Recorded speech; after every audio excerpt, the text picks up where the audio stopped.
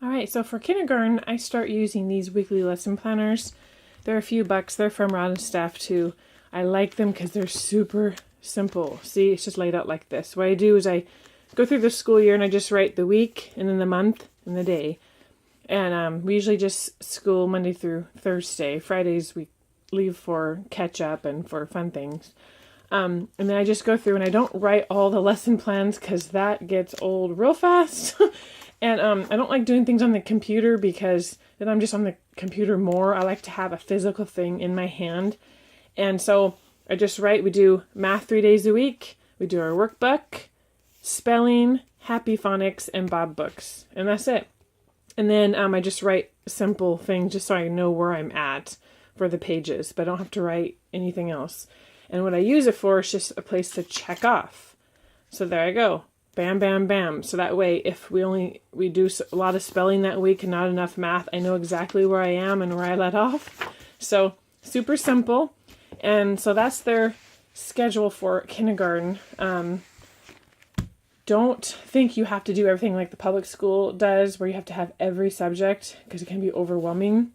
So kindergarten is just a step up from preschool. So preschool is fun and games and getting the fun in learning, and then kindergarten is still fun, don't get me wrong, but you're just introducing the basics. So language arts and math is basically all you really need for kindergarten.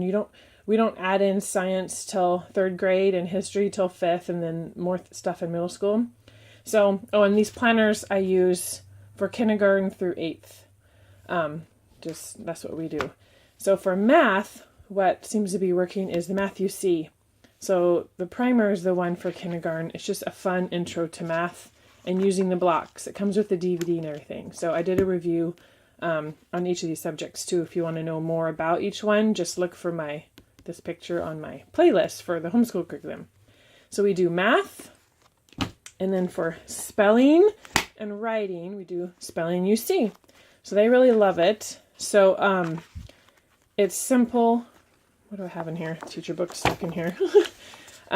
Once again, I did a video on that, so I'm not going to go too much through that. But this covers spelling and writing right there. So you don't have to worry. So you don't have to have a million things to do. Now, since kindergarten, you're learning to read. The best thing that seemed to have worked for us is this, Happy Phonics. It was from lovetolearn.net, I think is website. And it's games.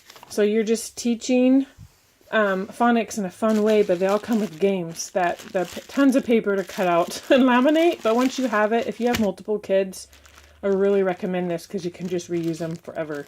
So it's just games. So you learn the alphabet, and then they have games that match the lowercase with the uppercase and the sounds and all that.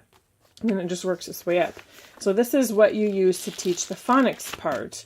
So then for the seat work is this for spelling and writing. So it kind of all goes together for language arts. And then once they learn how to read, you can start out with fun books like the Bob books. And they even have those at the library if you want to use those. Just get them for free.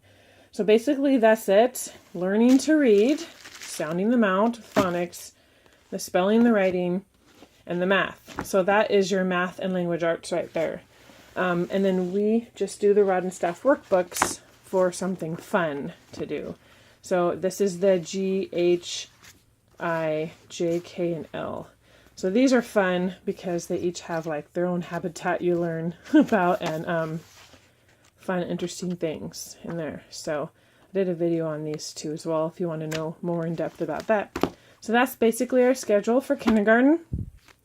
Math, the workbook, the spelling, and the Happy Phonics, and then we just practice reading once or twice a week on that. So that's it. You want to keep it simple and fun too, because we usually do that at age 5 to 6. So that's kindergarten.